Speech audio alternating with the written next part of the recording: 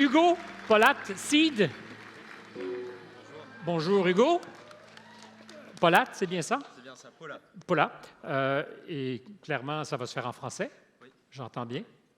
Avec un micro, c'est toujours mieux. Bah, ça aide, ouais. Voilà. Alors, Seed, quelle est l'aspiration du projet? Parce que vous faites partie d'un tout petit club. Vous avez été reconnu. Oui.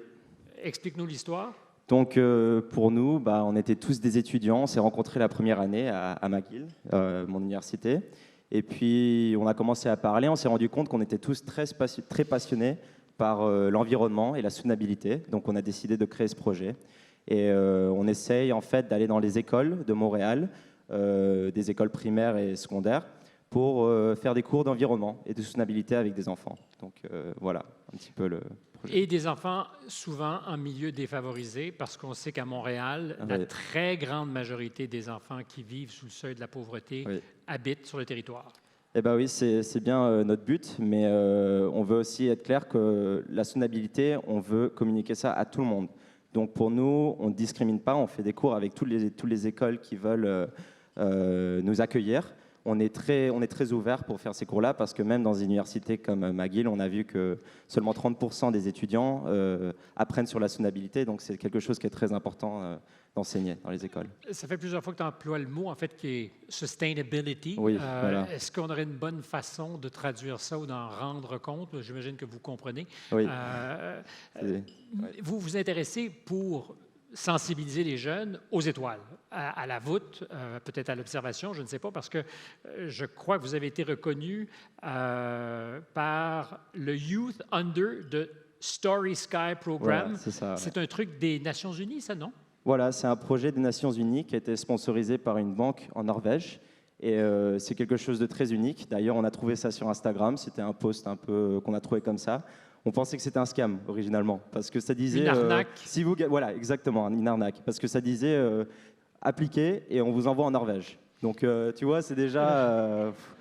on n'était pas très sûrs. Oui, c'est ça, j'ai une fortune quelque part au Nigeria. Il suffit d'envoyer 10 000 $. C'est ça, c'est exactement ça. Donc, on a appliqué et puis finalement, c'était vrai. Et on a passé beaucoup de temps à envoyer des projets, des idées. Et puis finalement, ils nous ont choisis. Donc, c'était vraiment quelque chose d'incroyable. On était 15 sur 3000, donc 15 équipes internationales. Et il y a quelques semaines, il y a même une semaine, on est rentré du voyage en Norvège. Vous êtes allé en Norvège? On est allé en Norvège, voilà. Toutes dépenses payées ou c'est vous qui avez payé? Non, tout payé. Et on a rencontré plein d'équipes partout du monde, en fait, qui ont créé leur propre projet dans leur propre communauté internationalement. Donc il y avait des équipes du Malawi, du Sénégal, Argentine, c'était vraiment incroyable. Et qu'est-ce que vous faites très précisément dans ce projet? Donc nous, dans Seed, vous voulez dire? Seed. Voilà, donc on va dans les écoles de Montréal surtout, mais bien sûr, comme on a dit, on essaie de faire tous les accueils qui nous accueillent. Et on arrive et on fait des cours avec des enfants. Donc pendant 1 heure, on arrive et on fait 15 minutes de discours, on parle un petit peu avec les élèves parce que on trouve qu'un aspect très important, surtout quand tu fais des études quand tu fais des cours avec des enfants très jeunes, c'est le fait que toi aussi tu es un étudiant. Donc moi, j'arrive bien à comprendre un petit peu les enfants qui sont un peu plus jeunes.